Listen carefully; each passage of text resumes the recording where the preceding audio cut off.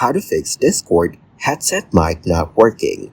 I'm going to show you how you can easily fix the Discord headset mic not working. First, launch the Discord app on your phone. If the Discord headset mic not working, first go to the U tab at the bottom. Now, tap on the top right gear icon to open the settings menu. Scroll down the menu and tap the voice option. Here, toggle on the voice sensitivity button and then increase the output volume. Next, go to the settings app of your phone. Now, find the Discord app option by scrolling down the menu. Go to notifications and you can turn on the sounds button. Then, go back and tap Siri and search to change the settings you like to reset. In settings, tap on general and then the iPhone storage option. Scroll down to reach the Discord app and tap on it.